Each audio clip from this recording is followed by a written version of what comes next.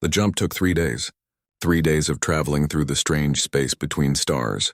Taeyang sat in his fighter strapped in and ready. Around him 500 other pilots waited in their ships.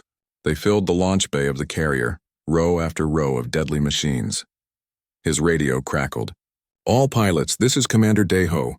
We will arrive in 30 seconds. When we drop out of jump space, you will see Earth. Remember what they took from us. Remember why we are here, but also remember your training. Stay focused.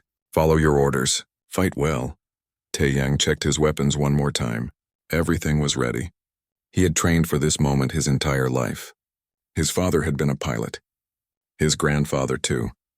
They had all dreamed of this day, but they had died before seeing it. Today, Taeyang would fight for them.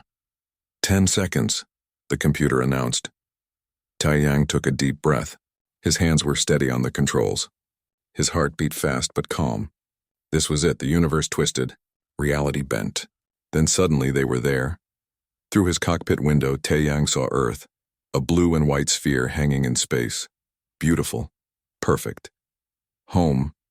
But there was no time to admire it. All around him, the fleet appeared.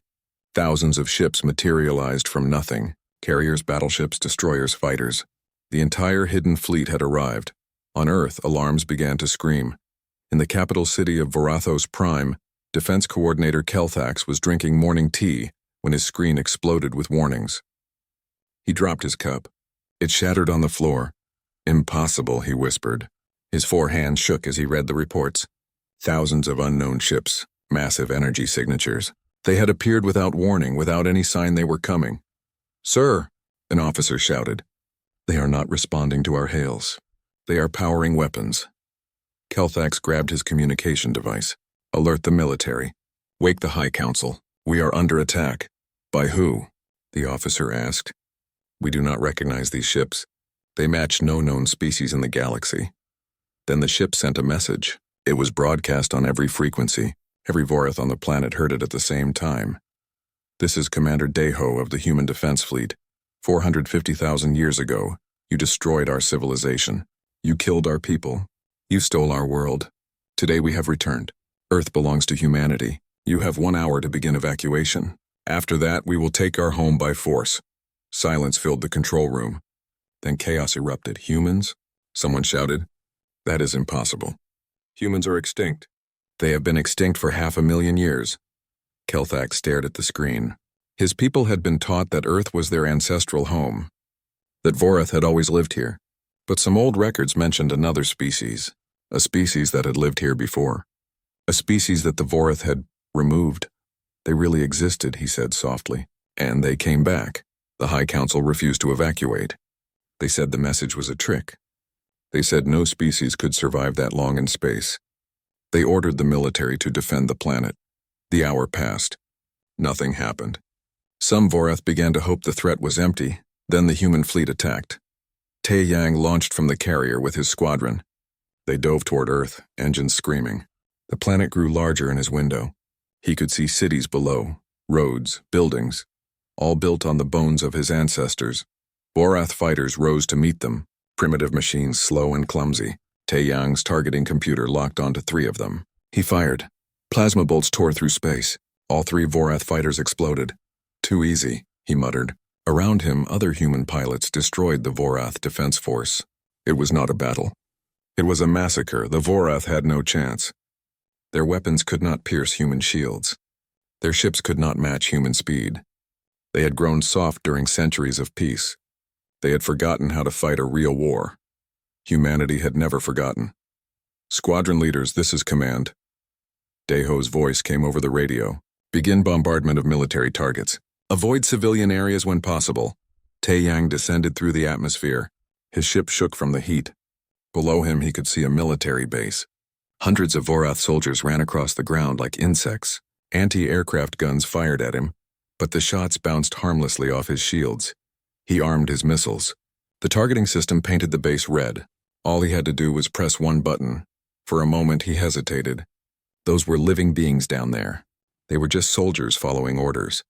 They had not personally killed any humans, but then he remembered. These creatures lived on stolen land. They breathed air that should belong to humans. They had inherited everything the Vorath had taken. Taeyang pressed the button. 6 missiles streaked downward. They struck the base in perfect sequence. Explosions bloomed like flowers. Buildings collapsed. The ground shook. In seconds, the base was gone. Target destroyed, Taeyang reported. His voice was flat, empty. All across the planet, similar scenes played out. Human ships struck with precision. Military installations burned. Defense networks collapsed. The Vorath government tried to organize resistance, but it was hopeless. They were fighting technology that was 500,000 years ahead of theirs.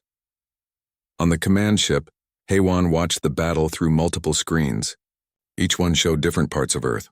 Fires spread across continents. Cities went dark as power grids failed.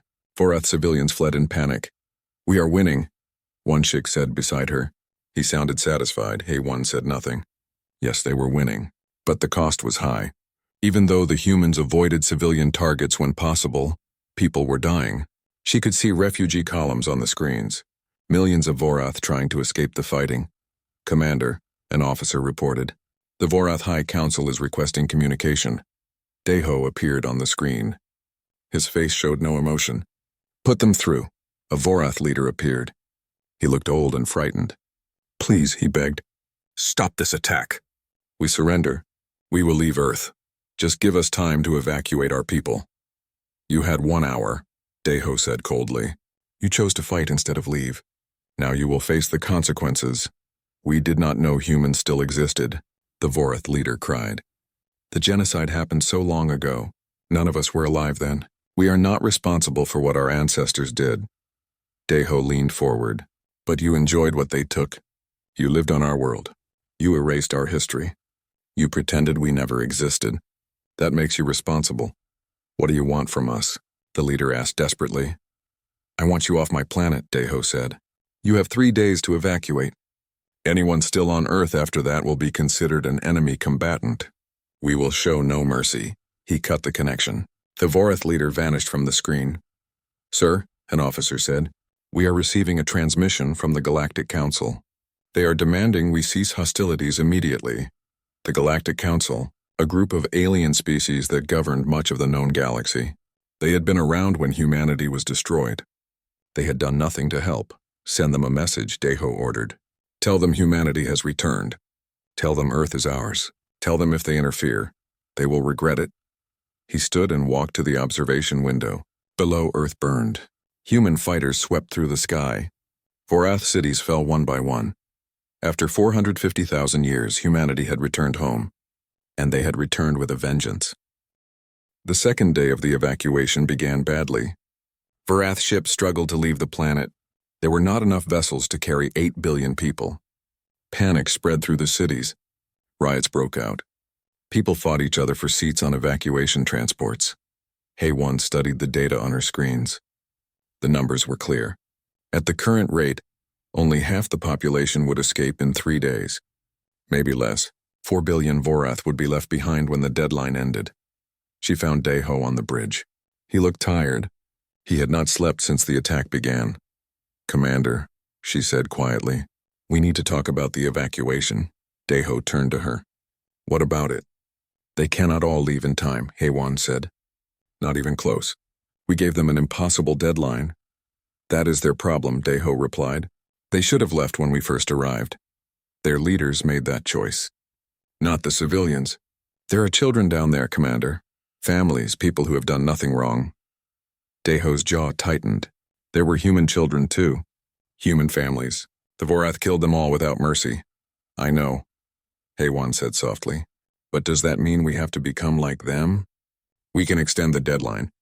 Give them more time. We do not have to be murderers." Before Daeho could answer, Wanshik entered the bridge. He had heard the conversation. "We are not murderers," he said firmly. "We are warriors taking back what is ours." "There is a difference." "Is there?" Haywan challenged. "When 4 billion people die because we would not give them more time? If we show weakness now, the galaxy will think humans are soft," Wanshik argued. "We need to prove we are strong. We need to show everyone what happens when you cross humanity." "So we kill billions to send a message?" Haywan asked. "That is insane." "That is strategy," Wanshik replied coldly. Daeho held up his hand. "Enough, both of you." He rubbed his eyes. "I will think about it." We still have time before the deadline. But the decision haunted him. That night, he could not sleep. He walked through the ship, past sleeping crew members. He ended up in the memorial hall. The walls were covered with names, every human who had died during the genocide. Billions of names carved into metal.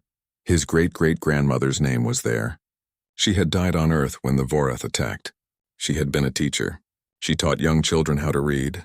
The Vorath had burned her school with her inside it. Deho touched her name. "What would you want me to do?" he whispered. On Earth, in the ruins of a bombed city, a young human soldier named Jiwoo sat on a pile of rubble. He was 20 years old. This was his first real combat mission. He had been sent down to secure a sector and make sure no Vorath military remained. The city was mostly empty now. Most civilians had fled to evacuation points. But Jiwoo heard something. A small sound. Crying. He followed the sound to a collapsed building. In the basement, hidden behind rubble, he found a Vorath child. It looked about 6 or 7 years old in human terms. It was alone, crying softly. The child saw Jiwoo and screamed. It tried to run, but its leg was injured. It fell. Jiwoo stood there, rifle in hand. This was the enemy. This was a Vorath. He had been taught to hate them. He had trained to fight them. He had sworn to kill them, but this was just a child. A scared, hurt child. He lowered his rifle. He approached slowly, hands up to show he meant no harm. The child watched him with wide, terrified eyes. "It is okay," Jiwoo said softly. He did not know if the child understood his language. "I will not hurt you." He pulled out his medical kit. The child flinched but did not run. Jiwoo carefully treated its injured leg. He gave it water from his canteen. The child drank desperately. "Where are your parents?" Jiwoo asked. The child pointed to the collapsed building. Jiwoo understood. They were dead. Killed in the bombing. Killed by human weapons. Guilt hit him like a physical blow. This child was now an orphan because of his people. Because of him, he called his squad leader. "Sir, I found a civilian child injured, requesting permission to evacuate it." "Negative," the leader responded. "Leave it. We are not responsible for Vorath civilians." "But sir, it is just a child." "That is an order, soldier. Leave it and return to base." Jiwoo looked at the child. It looked back at him with those big, scared eyes. He thought about what his teachers had told him. The Vorath were monsters. They had no mercy. They deserved none in return. But this child was not a monster. It was just a kid who had lost everything. Jiwoo made his decision. "Sorry, sir. Communications are breaking up. I did not receive that last order." He picked up the child. "Come on. I am taking you somewhere safe." He carried the child through the ruined streets to an evacuation point. Vorath refugees crowded around transport ships. Jiwoo pushed through the crowd and found a medical worker. "This child needs help," he said. The medical worker, a female Vorath, stared at him in shock. A human soldier helping a Vorath child. It made no sense. "Please," Jiwoo said. "Just take care of it." The worker took the child. Jiwoo turned and walked away before anyone could stop him. He returned to base and said nothing about what he had done. That evening, Taeyang gathered with other pilots in the mess hall. They were celebrating. They had destroyed another Vorath military installation. The mood was jubilant. "We are winning," one pilot said. "In a few days, Earth will be ours again. And the Vorath will be gone," another added. "All of them." Taeyang smiled, but it did not reach his eyes. Yes, they were winning. But he kept thinking about the base he had bombed on the first day. He kept seeing the soldiers running. He kept hearing the explosions. He had killed hundreds of people with one button press, maybe thousands. They had been trying to defend their home, just like humans would have done. "Are we doing the right thing?" he asked quietly. The other pilots looked at him in surprise. "What do you mean?" one asked. "Of course we are. We are taking back what is ours. But at what cost?" Taeyang said. "How many innocent people have we killed?" "They are not innocent," another pilot said firmly. "They live on stolen land. That makes them guilty." "They were born there," Taeyang argued. "They did not choose to be born on Earth. They did not personally kill any humans." "You are starting to sound like HFY, the first pilot said with disgust. "Next you will say we should share Earth with them."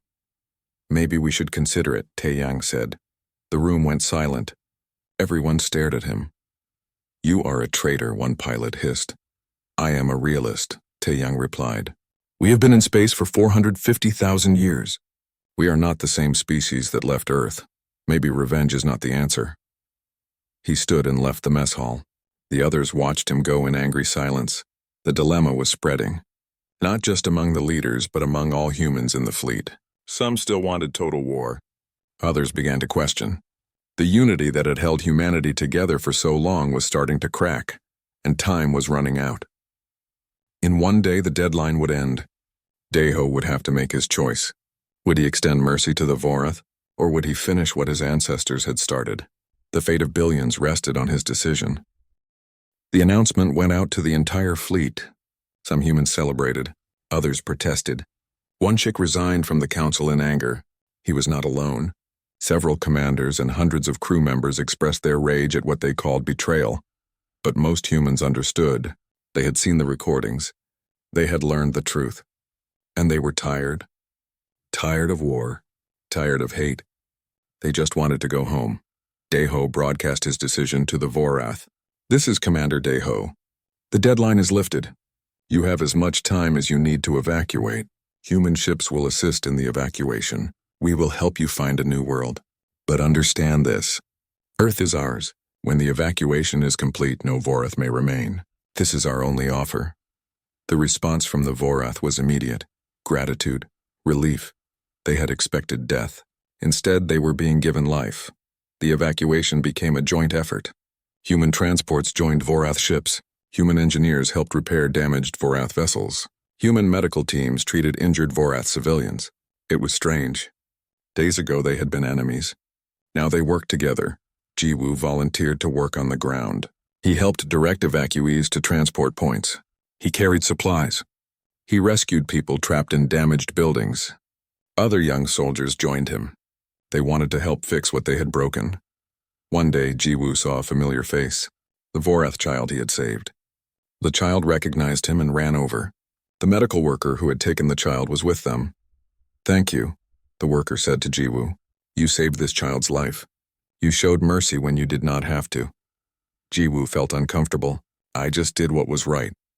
"So did your commander," the worker replied. "He could have killed us all. Instead, he chose peace. Humanity is stronger than we thought. Not because of your weapons, because of your hearts. The evacuation took 3 months. Slowly, steadily. 8 billion Vorath left Earth. Human scouts found a suitable planet in a nearby system. It was similar to Earth, warm with water and breathable air. The Vorath named it New Beginning. During those months, something unexpected happened. Humans and Vorath talked. They shared stories. They learned about each other. Some humans even admitted that the Vorath were not so different from them. They had families, dreams, fears, hopes. Taeyang met a Vorath pilot during one relief mission. They talked about flying. The Vorath pilot showed him recordings of aerial stunts. They were primitive compared to human technology, but the skill was impressive. "Why did you become a pilot?" Taeyang asked. "I love the sky," the Vorath replied. "Ever since I was young, I wanted to fly among the clouds. To be free." Taeyang smiled sadly. "That is why I became a pilot too." "We are not so different." "No," the Vorath agreed. "We are not." Heywan worked tirelessly coordinating the logistics. She made sure every Vorath had a place on the transports. She organized the construction of temporary shelters on New Beginning. She barely slept. "You should rest," Mina told her one night. "I will rest when everyone is safe," Heywan replied. "We destroyed their homes. The least we can do is help them build new ones." Mina nodded. She understood. They all carried guilt now. Even though they had chosen mercy, they could not forget the damage they had caused. Thousands of Vorath had died in the initial attacks. Cities had been destroyed. Lives had been ruined, but they could not change the past. They could only try to make the future better. The Galactic Council sent representatives to observe. They watched in amazement as humans and Vorath worked together. They had expected a massacre. Instead, they witnessed something unprecedented. An enemy choosing mercy. A wounded species choosing healing over revenge. One ambassador approached Deho. "What you are doing is remarkable," she said. "Most species would have destroyed the Vorath completely." "Why did you choose differently?" Deho thought about the question. "Because we remembered what it felt like to be hunted. We remembered the fear, the pain, the loss. We could have made the Vorath feel all of that. But what would that accomplish? It would not bring our dead back. It would only create more death, more pain. We chose to break the cycle. You have shown great wisdom, the ambassador said. The galaxy will remember this. Humanity has proven itself worthy of respect. Deho nodded, but he did not feel wise. He felt tired. He felt old. He hoped he had made the right choice. Finally, the last transport lifted off from Earth. The last Vorath was gone. The planet was empty except for humans. After 450,000 years, Earth belonged to humanity again. Deho stood on the surface of Earth for the first time. Real ground under his feet, real air in his lungs, real sunlight on his face. He knelt and touched the soil. It was warm, alive. Around him, other humans did the same. They wept, they laughed, they hugged each other. They were home, but the celebration was bittersweet. The cities were damaged. The land was scarred by war, and they had lost some of their own people in the fighting. The cost had been high. Yunji organized a memorial service for the humans who had died in the battle. She also suggested they honor the Vorath who had died. Some humans protested, but Deho agreed. They were people too, he said. They died in a war they did not start. We will remember them. The memorial was simple. 2 walls. One with human names. One with Vorath names. A reminder that war has no true winners. Only survivors. Months passed. Humans began rebuilding. They restored damaged cities. They planted new forests. They cleaned polluted waters. Earth slowly healed. On New Beginning, the Vorath did the same. They built new cities. They started new lives. And they taught their children about what had happened. About the genocide their ancestors committed. About the mercy the humans showed. About the importance of never forgetting the past but not being trapped by it. Communication channels remained open between Earth and New Beginning. Trade agreements were established. Cultural exchanges began. Slowly, carefully, the 2 species built a new relationship. Not friendship exactly. Too much pain remained for that. But respect, understanding. A year after the evacuation, Deho received a message from the Vorath leader. "We want to formally apologize," she said, "for what our ancestors did. We cannot undo it. But we can acknowledge it, and we can promise it will never happen again. We have erected a monument on New Beginning. It lists the names of every human city that was destroyed, every human life that was lost. We will never forget." Deho felt tears in his eyes. "Thank you," he said simply. It was not enough. Nothing could truly make up for what had been lost. But it was something. It was acknowledgement. It was respect. It was a start. Jiwoo stayed in contact with the Vorath child he had saved. The child sent him messages occasionally. Updates about life on New Beginning. Pictures of the new world. Jiwoo always wrote back. One day the child asked, "Why did you save me?" "You were supposed to be my enemy." Jiwoo thought about his answer carefully. "Because you were a child. Because you were hurt. Because it was the right thing to do. Enemies are made by choices.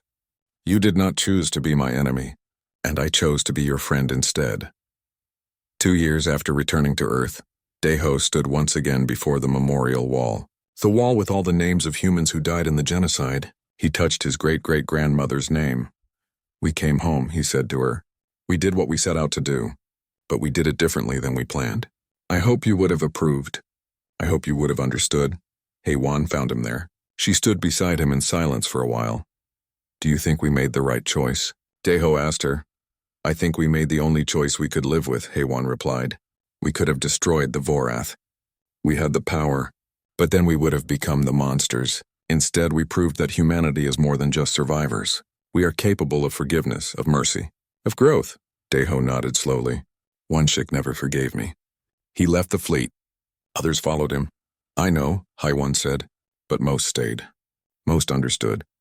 Change is hard, especially when it means letting go of hate. But it is necessary. We cannot build a future on a foundation of revenge." They walked together through the human settlement.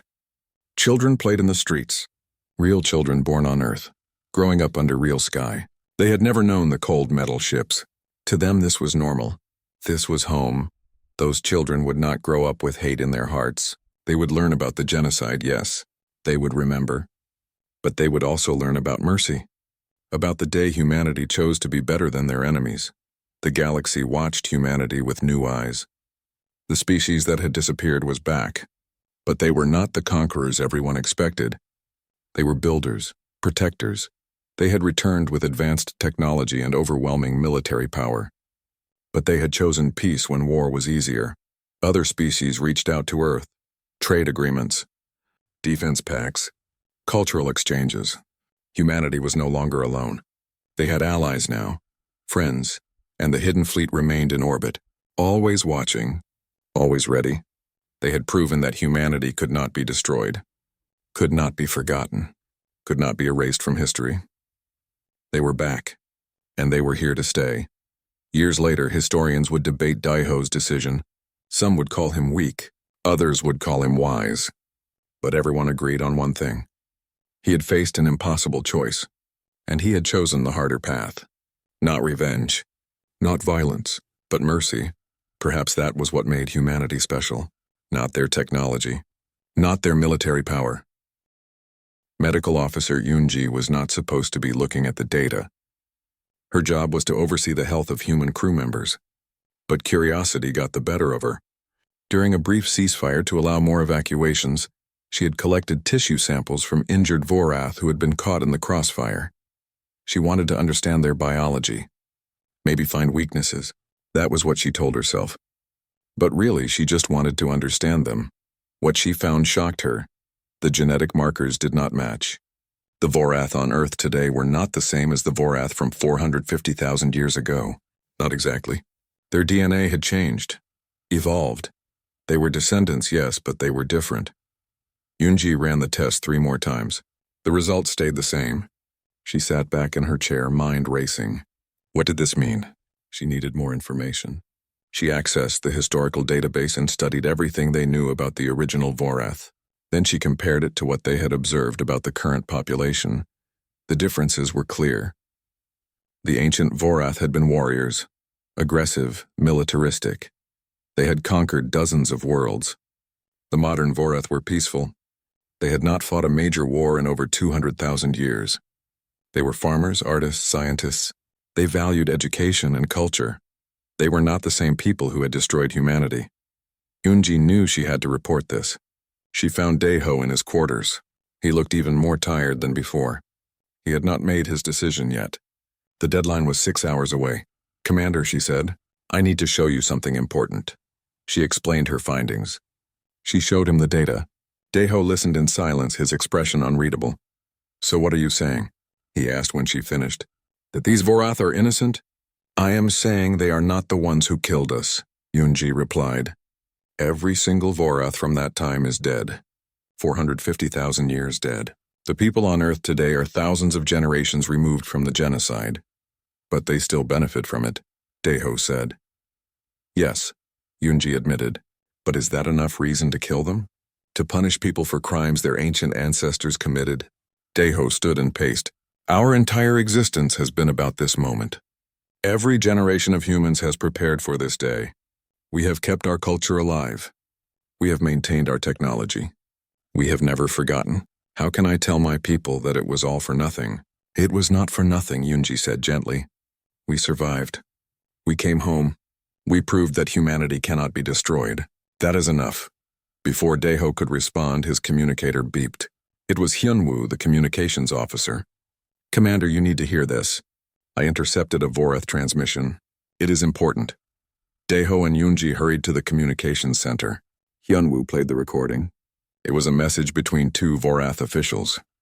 "The humans say we destroyed their civilization," one voice said. "I checked our historical archives. They are right. Our ancestors did commit genocide against them. Why was this hidden?" the second voice asked. "The records were sealed millennia ago. Our leaders wanted to forget that dark part of our history. They were ashamed. The Vorath of that era were different. Violent. We changed after that. We rejected the old ways. We became a peaceful species. Will the humans accept that?" the second voice asked. "Will they believe we are not the same as our ancestors? I do not know. But we must try to make them understand. We must apologize for what was done. We must offer reparations. This is our only hope." The recording ended. The room was silent. "They know," Hyunwoo said. "They have been researching their own history. They found the truth." Daiho felt something break inside him. All his life he had imagined the Vorath as unrepentant monsters. He had thought they would deny what they did. He had expected them to fight to the end, but they were not fighting. They were fleeing, and they were accepting responsibility for crimes they did not personally commit. "There is more," Hyunwoo said. He pulled up another recording. This one was a public broadcast to all Vorath on Earth. A Vorath leader appeared on screen. She looked old and wise. "My people," she said. "Today we learned a terrible truth. Our ancestors committed a great evil. They destroyed an entire species and stole their world. That species has returned. They want their home back. They want justice. And they deserve it." She paused. We cannot change what our ancestors did, but we can accept responsibility. We can acknowledge the wrong, and we can leave Earth peacefully. This is not our world. It never was. It belongs to the humans. We will find a new home, and we will carry this lesson with us. Never again will the Vorath people commit such a crime. The broadcast ended. Daeho stood frozen. These were not the words of an enemy. These were the words of people who understood what had been done, who felt guilt for it, who wanted to make it right. "Commander," Yoonji said softly, "what will you do?" Daeho did not answer. He left the communications center and walked alone through the ship. His mind was in turmoil. Everything he believed had been challenged. Everything he had been taught was now unclear. He ended up back at the memorial wall. All those names, all those dead humans, they deserved justice. They deserved vengeance, but what would they want? Would they want him to kill innocent descendants? Or would they want humanity to be better than their destroyers? He thought about Jiwoo and the Vorath child. He thought about the transmission. He thought about Yoonji's research. The picture was becoming clear. The Vorath on Earth were not monsters. They were just people living their lives. They had not chosen to be born on a stolen world. They had not asked for this conflict, and they were trying to leave. They were accepting their fate. They were not fighting back anymore. Daeho called an emergency council meeting. The entire leadership gathered. He showed them everything. The genetic data. The transmissions. The broadcast. When he finished, Won-shik spoke first. "This changes nothing. They still live on our planet. They still benefit from genocide." "It changes everything," Haewon countered. "These are not the people who hurt us. Punishing them would make us no better than the ancient Vorath." "We would be worse," Taeyang added. Everyone looked at him in surprise. "We would be killing people we know are innocent. At least the ancient Vorath did not know better. We do. If we go through with this, we do it with full knowledge that we are committing murder. So what do we do?" Won-shik demanded. "Just let them go? Forgive and forget?" "No," Daeho said firmly. "We do not forget. We will never forget. But we can choose mercy. We can show the galaxy that humanity is strong enough to choose peace when we have the power to destroy." "The deadline," Mina said. "It expires in 3 hours. Not everyone will get off Earth in time." Daeho nodded slowly. "Then we extend it. We give them whatever time they need. And we help them evacuate." "Help them?" Won-shik asked incredulously. "We are supposed to destroy them, not help them." "No," Daeho said. "We are supposed to reclaim Earth. We have done that. The Vorath have surrendered. They are leaving. Now we can choose what kind of species we want to be. Do we want to be remembered as vengeful killers, or as people who chose mercy when it mattered most?" He looked around the table at each face. "I am making this decision. We will help evacuate the Vorath. We will find them a new world. We will let them live. But Earth is ours. That is not negotiable. They must leave. All of them. But they will leave alive." Won-shik shook his head in disgust and left the room. But the others nodded. Even Taeyang looked relieved. "Are you sure about this?" Haewon asked Daeho privately after the meeting. "Some humans will be angry. They will say you betrayed them." "Probably," Daeho agreed. "But I would rather be remembered as a commander who chose mercy than one who chose massacre. We can be better than our enemies. We must be better." The revelation had changed everything. The Vorath were not monsters, and humanity did not have to become monsters to defeat them. A new path forward was possible. But would everyone accept it? Daeho stood before the observation window of the command ship. Stars stretched endlessly in every direction. He had been staring at them for 20 minutes without moving. Behind him, the bridge crew worked quietly at their stations. They knew better than to disturb him when he looked like this. The door slid open. Footsteps approached. "Daeho did not turn around, Commander," a voice said softly. It was Mina, the fleet's chief scientist. The scout ship has returned. You need to see what they found. Deho finally moved. He turned slowly, his face tired but calm. He had commanded the Hidden Fleet for 15 years. Before him, his father had commanded it. Before his father, his grandmother. The chain went back 450,000 years. Generation after generation, humans had lived in the darkness between stars, waiting, preparing. "Show me," he said. They walked together through the narrow corridors of the ship. The walls were metal, cold and smooth. Everything in the fleet was built to last forever. Nothing was wasted. Every resource was precious. The humans of the Hidden Fleet had learned to survive on almost nothing. The briefing room was small. A table stood in the center with holographic projectors built into its surface. Around the table sat the Fleet Council. Wan Shik, the military strategist, sat with his arms crossed. Heywan, the chief engineer, studied a data pad. Tae Yang, the fleet's best pilot, leaned back in his chair looking bored. But his eyes were sharp. He was never truly relaxed. Deho took his seat. "Begin," he said. Mina activated the projector. A blue sphere appeared above the table. Deho's breath caught in his throat. He knew that sphere. Every human in the fleet knew it. They had all seen pictures passed down through the generations. They had all heard stories told by their parents and grandparents. Earth. "Our scouts reached the Sol system 3 days ago," Mina said. "They stayed hidden just as you ordered. They observed from a distance and collected all the data they could." The image zoomed in. The planet grew larger. Deho could see continents, oceans, clouds, but something was wrong. The landmasses looked different from the ancient maps. Cities covered the surface, but they were not human cities. "Someone lives there," Heywan said quietly. "Yes," Mina confirmed. She pressed another button. The image changed. Now it showed a creature, tall, with 4 arms and gray skin. Its eyes were black and empty. The Vorath Collective. The room became very quiet. Every person at the table knew that name. It was written in their history books. It was carved into memorial walls on every ship in the fleet. The Vorath had destroyed humanity. They had hunted humans across the galaxy. They had burned Earth and killed billions. Only a few thousand humans had escaped. They had fled into deep space, into regions where no one else dared to go. They had hidden in the void and built their fleet in secret. And they had waited. "How many?" Wan Shik asked. His voice was hard. "Approximately 8 billion Vorath live on Earth now," Mina said. "They have renamed it. They call it Vorthos Prime. They have lived there for 400,000 years. Maybe longer." Tae Yang leaned forward. "They took our home. They killed our people, and then they moved into our house like nothing happened." "Yes," Mina said. She showed more images. Vorath cities built on the ruins of human civilization. Vorath children playing in parks where human children once played. Vorath families living in peace on the world they had stolen. Deho closed his eyes. He thought about his ancestors. He thought about all the generations that had lived and died in the cold metal ships of the fleet. They had never seen Earth. They had never breathed real air or felt real sunlight. They had sacrificed everything so that one day humanity might return home. "Show me the rest," he said. Mina brought up new data. The Vorath military is strong but outdated. They rely on old technology. They have not fought a real war in thousands of years. Their defenses are minimal. They feel safe. They should not feel safe, Wan Shik said. Heywan looked uncomfortable. "Commander, we need to think carefully about this. 8 billion lives. That is not a small number. How many humans did they kill?" Tae Yang asked. "More than 8 billion, much more. They destroyed our entire civilization. They hunted us like animals."